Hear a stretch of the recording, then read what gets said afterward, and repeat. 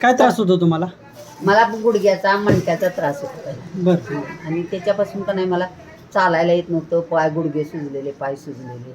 म्हणजे मला अशी म्हणजे एका बाजूलाच चालायची, चालताना असं एका डुलायची. हो, हां. डुलायची नव्हती. बरं. चालायला येत नव्हतं मला, बसायला येत नाही. बसायला पाय पसरून अशी बसायची. हां. मला उठता येत नव्हतं. हां. झोपलं तर खाली झोपलं तर उठायचं नाही, उठत आहे. बेडवरच झोपायचं. बेडपासून बाजूला नाही. जेवायचं खुर्चीवरच, बसायचं खुर्चीवर. संडासला पण खुर्ची आहे. 10 वर्ष झाले खुर्ची. होय. हो. तर आता पाय मोडते, पण अजून अंगाचा बोजा माझा तोलत नाही त्याच्यावर. पेलत नाही अजून. हां. म्हणजे म्हणजे असं डॉक्टरने काय सांगितलं काय झालं म्हणून कमरेला?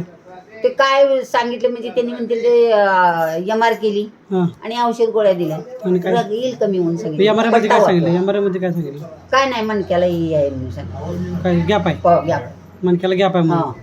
बरं. म्हणजे किती वर्षापासून दुखणार तुमचं? ही 10 वर्षे झाली आता. 10 वर्ष. 10 वर्ष होऊन गेली. बरं. मग आता इथं आल्यापासून कसं वाटतं तुम्हाला? मला इथं आल्यापासून मी सगळा काम धंदा करते, व्यवस्थित जाते, रानामाळात पर जाते, बसते, उठते, खाते, पिते, सगळं व्यवस्थित. हां. आता म्हणजे माझा प्रॉब्लेम म्हणजे काय, नुसतं फक्त खाली जिमनीवर बसायला अजून येत नाही. असं येत नाही जरा. हां. म्हणजे पाय आता 10 वर्षाचं दुखणं म्हणजे त्या गुडगा असा ही करून राहिला.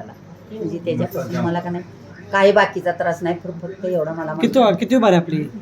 माझी ही 5वी. 5वी बार. मग आता इथं आल्यापासून बरं वाटतं? बाबा बरं वाटते आता. क्लिअर मला का नाही काही वाटत नाही आता.